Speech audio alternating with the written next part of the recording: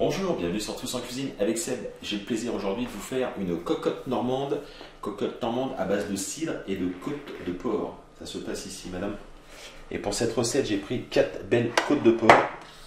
On prendra donc 25 centilitres de cidre brut. J'ai pris à peu près 15 centilitres, il y en a un peu plus, mais 15 centilitres de bouillon de poule, du sel, du poivre, de l'huile. Ça sera pour faire cuire les côtes de porc.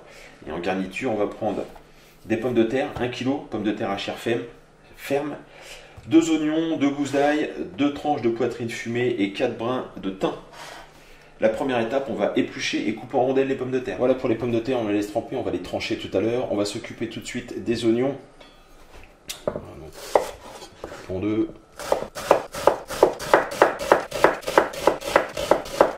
Voilà pour les oignons. On va prendre un filet d'huile dans une cocotte chaude, dans une poêle. On démarre dans une poêle. Voilà. On va faire revenir légèrement les oignons. Voilà, donc on fait revenir gentiment, on les fait suer légèrement. Pendant ce temps-là, on va s'occuper des tranches. Donc on va se débarrasser de la couenne. N'oublie pas d'enlever le cartilage. Et on va venir débiter des lardons. Donc assez fin et de façon irrégulière. Des petits morceaux, des gros morceaux, c'est pas méchant. On a fait suer les oignons. Pendant qu'on coupait les lardons, on va maintenant rajouter les lardons. Voilà, donc on va faire cuire les lardons. Et on va s'occuper maintenant de l'ail. On récupère l'ail, on écrase.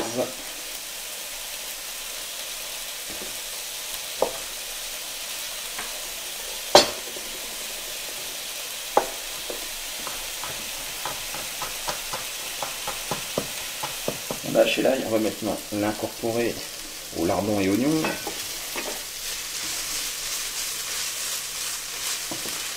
Voilà, on continue à faire revenir et pendant ce temps-là, on va couper les pommes de terre en rondelles.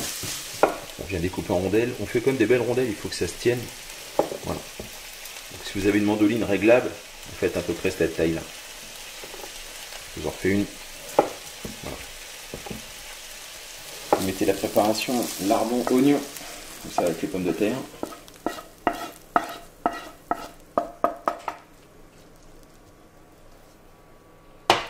Je vais rajouter le reste de pommes de terre. On essaye de mélanger pour qu'il y en ait bien partout.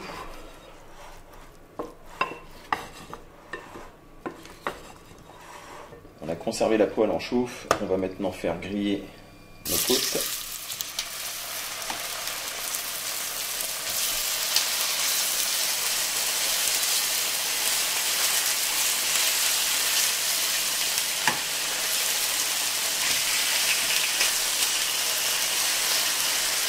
Je récupère ma dernière côte. On va déglacer, alors je vais éteindre le feu. On va déglacer la poêle avec le bouillon.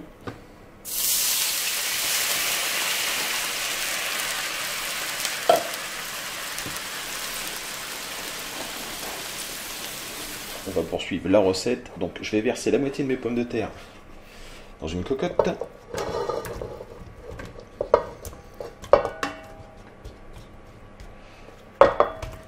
Je vais venir un petit peu effeuiller mon thym. Voilà. On va saler et poivrer.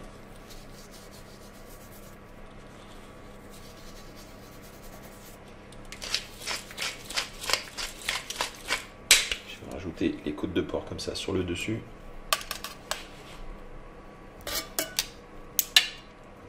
Avec le bouillon.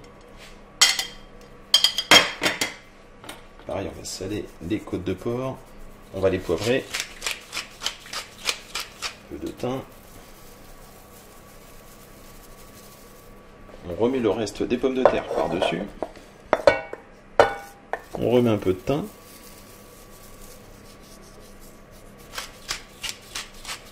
On va mettre voilà, le jus qu'on a déglacé. Je rajoute le reste du bouillon. Enfin le reste, non, j'en garde un petit peu justement. Il fallait en mettre 15 centilitres.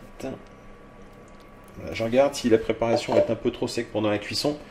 on viendra rajouter un peu de bouillon. Je vais rajouter surtout mes 25 centilitres de cidre. Voilà. On couvre. Vous avez vu, j'ai enlevé mon petit capuchon parce que sinon il va fondre le mien. C'est couvert et maintenant ça part dans un four à 150 degrés pendant 1 heure. 1 heure de cuisson à 150 degrés. On vient piquer les pommes de terre quand elles sont fondantes. C'est bon. Nous voilà au bout d'1 heure de cuisson. Hop, on enlève. Et donc c'est cuit. Oula, ça fait du bruit. On vient piquer une pomme de terre. Voilà, ça s'enfonce. Il n'y a pas de souci. Voilà, parfait. Bon, on voit pas les côtes de porc, mais elles sont toujours en dessous. Je les ai pas enlevées pendant la cuisson. Faut que ça arrête. Voilà, bah écoutez, j'espère que cette recette vous a plu. Moi, je vous remercie. Je vous dis à très bientôt pour de nouvelles recettes. Et merci bien.